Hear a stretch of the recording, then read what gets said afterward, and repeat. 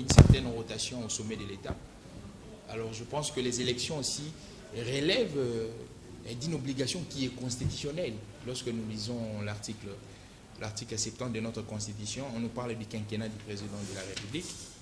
Alors je pense que dans une dynamique ou dans une logique qui est constitutionnelle, j'ai dit oui, il y aurait élection. Je l'affirme. La première logique, celle qui est constitutionnelle, celle qui relève du juridisme, j'ai dit oui. Mais il y a aussi une autre logique, c'est que nous sommes dans une dynamique qui est sociétale. Nous partons dans une logique qui est sociologique. Les faits sur terrain. Est-ce que les faits sur terrain nous permettent d'aller aux élections? C'est sur ça qu'il faut se poser la question. Et selon vous, est-ce que les faits sur terrain vous permettent d'aller aux élections? Je pense que dans la première hypothèse, je dis oui. Il y a une seconde hypothèse. La seconde hypothèse, c'est que nous voulons aller aux élections, mais il faudrait aller aux élections dans un tempérament positif, ce qui ferait que nous puissions éliminer les anomalies antérieures. Vous savez, monsieur Joseph, aujourd'hui, notre pays, la République démocratique du Congo, a une histoire électorale. Nous avons commencé par le cycle de 2006, on a transité en 2011, en 2018, et maintenant c'est le 4e cycle. Ça signifie quoi?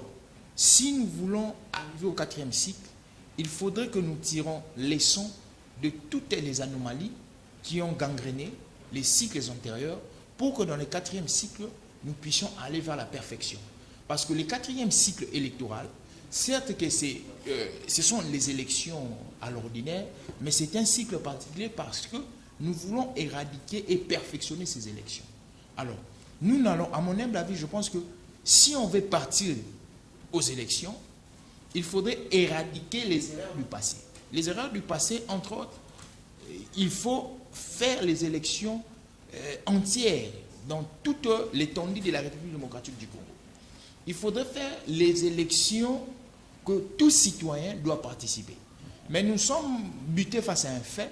Il y a une contrainte qui est sécuritaire. Cette contrainte sécuritaire ne permet pas à l'entièreté de la République démocratique du Congo de pouvoir voter. C'est déjà mal parti. Ben oui, c'est mal parti. Ok, chuté. C'est mal parti, mais je rentre dans ma première logique, qui est une logique constitutionnelle qui relève du juridisme, c'est que le chef de l'État, que nous soutenons, le FDP, a cette volonté politique de pouvoir organiser des élections. Mais la deuxième dimension, c'est la dimension sociologique où il y a des contraintes. Alors, devons-nous partir aux élections